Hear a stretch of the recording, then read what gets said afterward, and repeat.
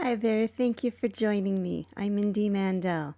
Well, we've come a long way in this look at Plato's Republic. What we've seen so far is that Socrates has set up this analogy of the city-state to the soul, and he has shown us then how to educate the soul, how to develop virtue in the soul, and he went through the four virtues, and he ended book 4 by showing us justice in the soul. And then in book 5, he showed us how would a person who had developed this healthy state of soul function? How would this person function both toward themselves and also how would they act in the world? And that peaked, of course, with the idea of the philosopher king. And by the way, I didn't mention it before, but if you do the math, you'll find that the quote about the philosopher king, that we need philosophers to become rulers and rulers to become philosophers, that famous quote is dead center in the middle of the dialogue. And I think that is not by coincidence. It's because that really is the peak of the dialogue. So that's the goal, to be that person, to function in that way. And then to show us how to function in that way, to show us in more detail, he gave us the cognitive functions in the divided line. That was book 6. And then he gave us the allegory of the cave to show us the kind of studies that we need to get out and to give us some idea of what that journey is, that we need to continue raising our energy and we need to function at a higher power because knowing functions at a higher power than opinion. And he gave us various studies with names like arithmetic and geometry and so on. So all of that was book 7. Now what we're going to do in book 8 is he says, okay, you've reached this healthy state of mind, the one he called the philosopher king. Are you done? Do you just stop there? Do you stay in that healthy state? Well, we've seen that you can look around you in the real world and you can see that there are people who perhaps were quite sincere as students, but then they became teachers, they became guides, and they started to get some reputation, perhaps some fame. And then they seem to slip. And we wonder, why does that happen? Why doesn't a person who gains wisdom just simply stay there? And that's because it is not a static state of mind. We have to constantly watch our state of mind. Platonism and actually all spiritual systems are a way of life. It's not something you just do once and then you're done. And so what he's going to do, what Plato does here in books 8 and 9, is he shows that slide downward. And today's talk is that first step of the slide. So it's especially important to see because once you do gain some degree of wisdom, obviously you want to hold on to it. And so if you don't make the first drop, you're not going to make the second, right? So it's very important to know what that first drop is. And so that's what we're going to look at today. Now to do this, then Socrates is going to set up various conditions of soul and compare them to various constitutions of government. And so staying again within that analogy of the city-state to the soul. Now, most professors and people interested in Plato will focus on the political cover of on the surface story, if you will, of these two books, focusing on what he's saying about government. And I think that's the way maybe most of you watching this have had this presented to you. What I'm going to do is very different because I'm going to just look at what he's saying about the soul.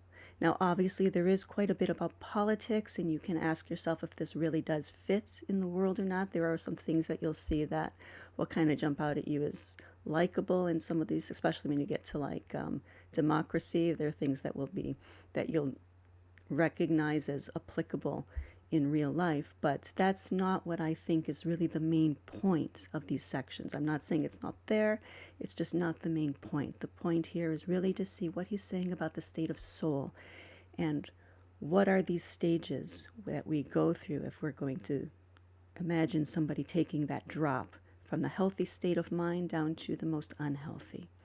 So with that in mind, let's take a look first at how he introduced this. So he actually introduced the idea of these different constitutions back in book 4. This is how he ended book 4. But then he went off in a different direction in book 5, and now he's going to come back to it in book 8. So here's how he introduced it back in book 4. And of course, all of our translations, as I've been doing throughout these talks on the Republic, are by Paul Shorey. So Socrates says, "And truly, now that we've come to this height of the argument, I seem to see as from a point of outlook that there is one form of excellence or health in the soul, and that the forms of evil or unhealthiness are infinite, yet that there are some 4 among them that it is worthwhile to take note of." So he's saying here that there's one healthy state of soul. When it comes to ignorance, it's as varied as there are humans, but he's going to take 4 general images, if you will, like there are 4 basic boxes that we can divide them all up in for the sake of simplicity. And we're going to see that there's actually a method to his madness. There's a reason he chose this number and these particular 4. So that'll unfold as we go on. Okay, Glaucon asks, what do you mean? As many as are the varieties of political constitutions that constitute specific types, so many, it seems likely, are the characters of soul. How many, pray? There are 5 kinds of constitutions and 5 kinds of soul. Tell me what they are. I tell you that one way of government would be the constitution that we have just expounded. That's the healthy one. But the names that might be applied to it are 2. If one man of surpassing merit rose among the rulers, it would be denominated royalty. If more than one, aristocracy. True. So that's the philosopher king, and so that's why he's comparing it to aristocracy. And of course, I think you all know by now, but this is before the days of political correctness, so wherever you see man, you can think of it in the more general sense of person.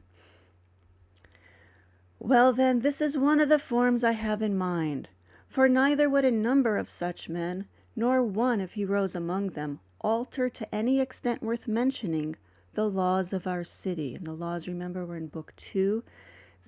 One of the laws is that God is good in reality and not in the cause of good things, but not all things. And the second law was that God does not change shape, but abides in himself always. And so these 2 laws, we might think of them as axioms. If you're comparing it to geometry, the way that was presented before, you can think of them as axioms that we accept and that we need to accept in order to build on. You may think of them as hypotheses that you want to test. It's not about blind belief, of course. So a person who has reached that state of mind that he called healthy, the philosopher king, would never alter to any extent worth mentioning the laws of our city if, and this is an important if he preserved the breeding and the education that we have described. It is not likely. So you have to preserve it. It's not enough to gain it. That's important, of course, and that is admirable, but you have to preserve what you've gained. And so we have these 4 constitutions that we're going to look at from today, and aristocracy on top is the 5th. So aristocracy is considered the healthy one. Now, in this analogy, he's using aristocracy because he talked about the philosopher king. Of course, that does not mean that actual aristocracies that you see around the world in Europe and other places are actually as healthy as what Socrates describes here. This is just an analogy. And the same with all the others.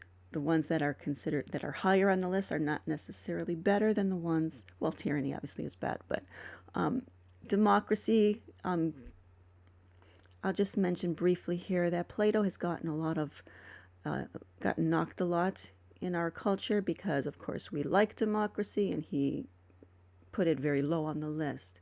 But we're going to see that what he's talking about is not really what we mean by democracy. So he's looking at the 3 parts of the soul. And of course, we are ruled by ideally, in the healthy state of mind as he described it, we are ruled by the wisdom-loving part. And that's what we see in the aristocracy. Rule of the best means rule by the best part of the soul. And then we have, of course, the high-spirited part that protects that wisdom. That is the home of courage, that guards the soul, and keeps it focused on wisdom, not letting it get distracted by pleasures or pains. And we saw that the third part of the soul is the desires. And in his city state, he called the wisdom-loving part the rulers and the guardians, and that's what we're going to be talking about today. He called the spirit, the high-spirited part of the soul, he called those the soldiers because they're protecting the rulers. And then the rest, and then the desire-loving part of the soul is the rest of society, so the people. And so democracy is ruled by the people. And so we're going to see that democracy is when the desires are ruling the soul. And so he's not actually saying that he's against democracy. He's just using it as an analogy here. Okay, but what I'm going to do today is focus on timocracy. And then the next 3 weeks we'll go through the other three so that I can discuss them with a little more depth. I would have to rush through it if I were going to try to put it all in one video. So today we're going to focus on timocracy, and here we're going to see what is that first drop, if you will, that first slip away from the healthiest state of mind. Okay, so Socrates asks then, let us try to tell in what way a timocracy would arise out of an aristocracy. Or is this the simple and unvarying rule that in every form of government, revolution takes its start from the ruling class itself? And remember what the ruling class is in this analogy. When dissension arises in that, but so long as it is at one with itself, however small it be, innovation is impossible? Yes, that is so.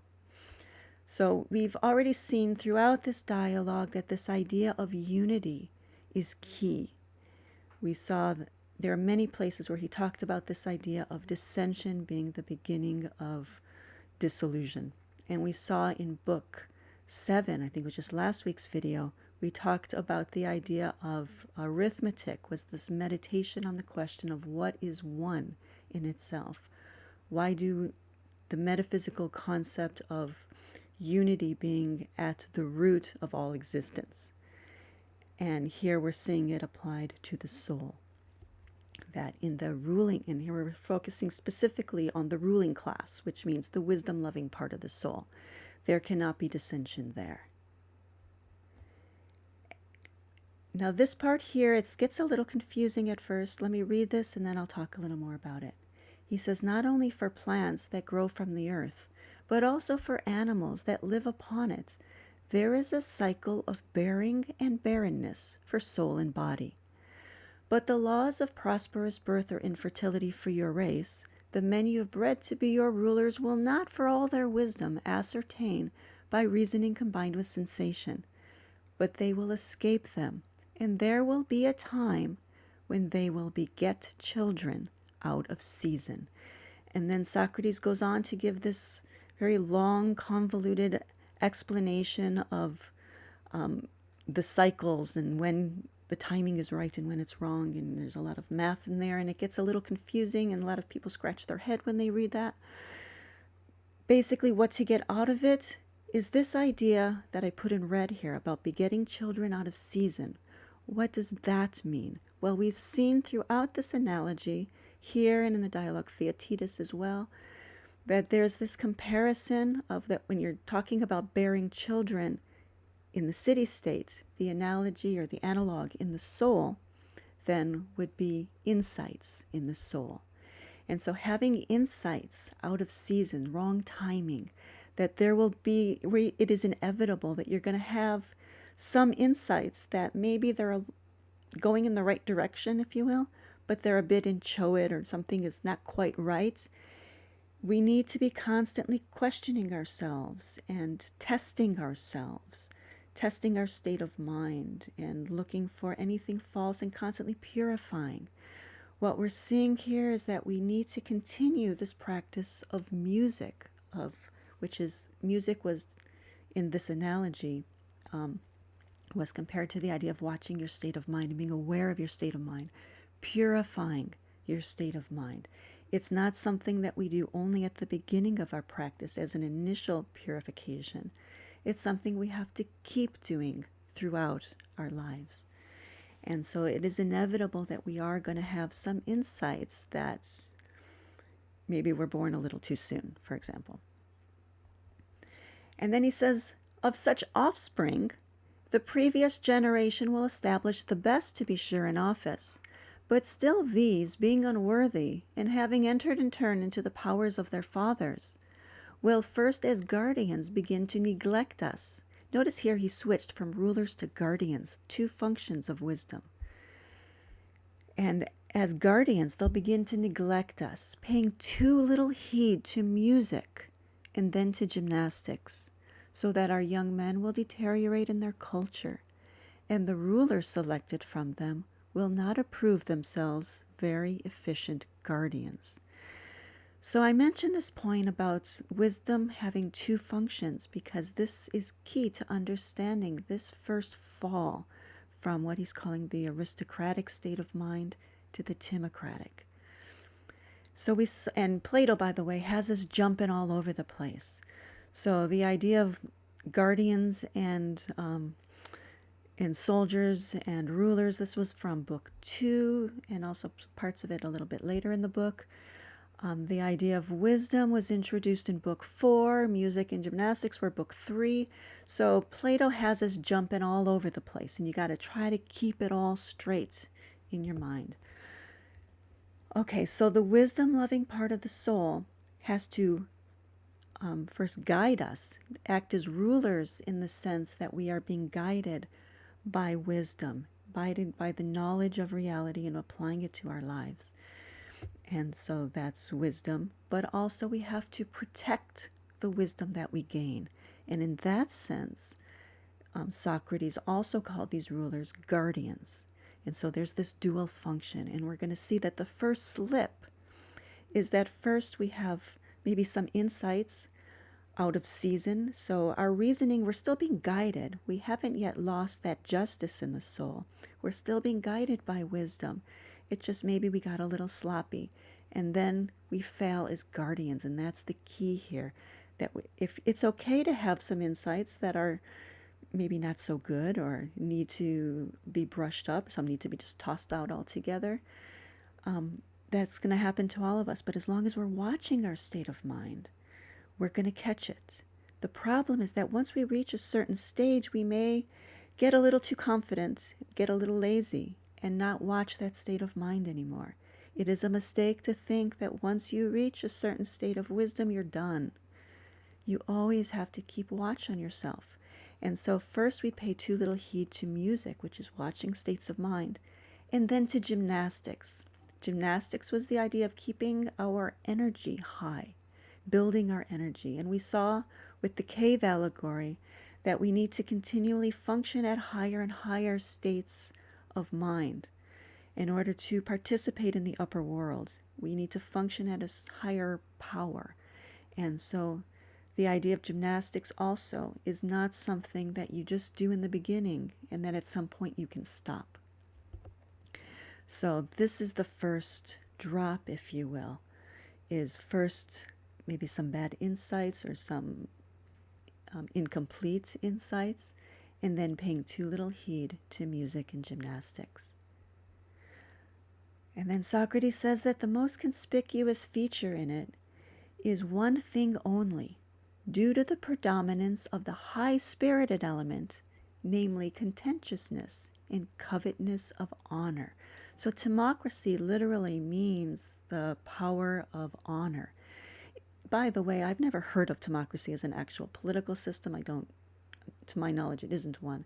But he's picking on that name because of this point right here. So let's see more of what he says about it. He says, would not such a man be disdainful of wealth, too, in his youth? But the older he grew, the more he would love it, because of his participation in the covetous nature, and because his virtue is not sincere and pure, since it lacks the best guardian. What guardian?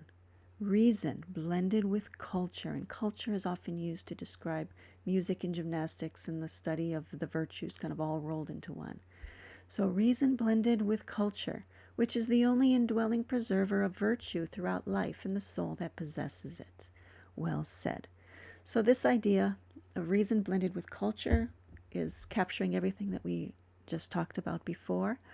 Also, by the way, this idea of being disdainful of wealth, but then later in life starting to love wealth, that's we're going to see becomes important in the next drop, the next fall, from timocracy to oligarchy. So this is a little bit of foreshadowing of what we're going to see next week.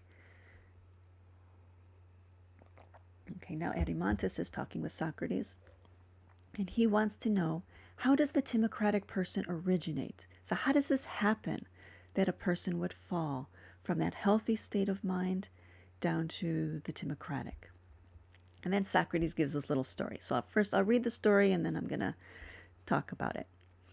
He says, to begin with, he hears his mother complaining that his husband is not one of the rulers. That her husband is not one of the rulers, and for that reason she is slighted among the other women.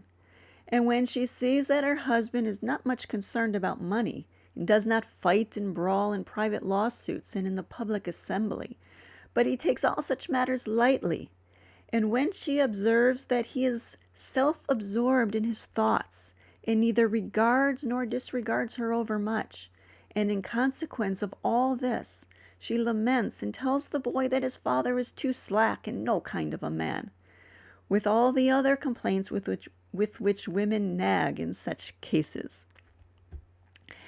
I probably should not think this is funny, but something about this amuses me. But if we put the hackneyed sexist images aside, we can see that we can apply this to the soul, much as we had with the city-states, and something will emerge that becomes meaningful to us. So this wife, being described as somebody who wants status and position in society, she wants her friends to be jealous or be impressed with her. And we can see that what she most fully embodies is the desiring part of the soul. Now the husband, we see that he is self-absorbed in his thoughts. He is described as the wisdom-loving part of the soul. And notice also, by the way, that he's not just absorbed in his thoughts. He is self-absorbed. If you remember the talk from last week when I talked about geometry, the idea of the soul turning on itself, that motion, the Greek word is ousia. That's what's being described here, being self-absorbed in his thoughts, turning inward. That is how we grow in wisdom, and how we maintain our wisdom. So he's doing this to some degree, but we see that he neither regards nor disregards the desires in his soul overmuch, because remember, the wife represents the desires. And so we see there that there's a neglect of music.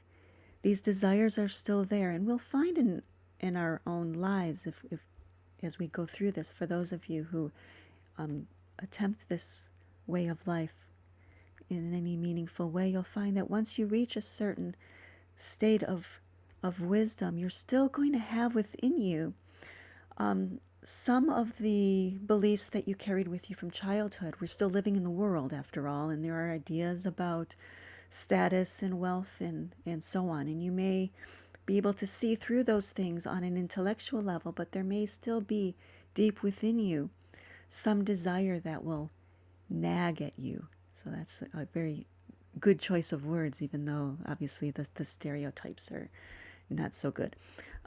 But this idea that these desires are still within you, we have to keep watching our state of mind. And if you're not careful with that, if you are neglectful of that, you neither regard nor disregard them overmuch, try to just ignore them, they're going to keep nagging at you. And then Socrates goes on to say that men who mind their own affairs in the city are spoken of as simpletons, and they're held in slight esteem, while meddlers who mind other people's affairs are honored and praised. Then it is that the youth, hearing and seeing such things, and on the other hand listening to the words of his father, and with a near view of his pursuits contrasted with those of other men, is solicited by both, his father watering and fostering the growth of the rational principle in his soul, and the others the appetitive and the passionate. And as this boy is not by nature of a bad disposition, but he has fallen into evil communications. I'm going to pause here just a moment to point out that, first of all, a reminder that evil here means unhealthy. Whenever Plato uses evil, or a translator uses evil, in regards to the soul, then you can think of it as unhealthy. That's closer to the way Plato is using it than in our modern Christian way of thinking. So, fallen into unhealthy communications. It may actually come from the people around you, but it also could be the voices in your head, the ones nagging you from childhood. And so this boy is not of a bad disposition, but he's fallen into these unhealthy communications. And under these two solicitations, he comes to a compromise, and he turns over the government in his soul to the intermediate principle of ambition and high spirit. And the boy becomes a man haughty of soul and covetous of honor. And so this is how Socrates tells us a person comes to make that first slip down from the healthiest state of soul. So we need to guard whatever wisdom we gain, wherever you are on your journey. It's important to guard the wisdom that you hold, to not get lazy, to not get cocky, to not get too comfortable with your state of wisdom. You start to gain some reputation, perhaps. Your friends start to recognize you as somebody who gives good advice and who's insightful and knowledgeable. And it's easy to kind of just ride on that wave. But what Socrates is telling us here is that this is the first danger. We have to constantly watch our state of mind. And we have to keep our energy strong, keep ourselves focused, so that we don't fall back down into those lower energies that are functioning in the cave. Okay, so that's the end of our talk today. What I'm going to do from next week then is show the next step in our journey downward. And in this analogy, he's going to call that the step from timocracy down to oligarchy. So if you have any questions about anything I did or any comments, please leave them below or drop me an email. And I'd really like to know also what you think of the way that I am presenting the Republic. I know it's very different from the way many of you are used to seeing it presented, so I'd like to know what you think of this. Also, I'd always appreciate a thumbs up, and if you don't already subscribe, I hope you'll think about it. And either way, I hope you'll join me next week. Thank you so much.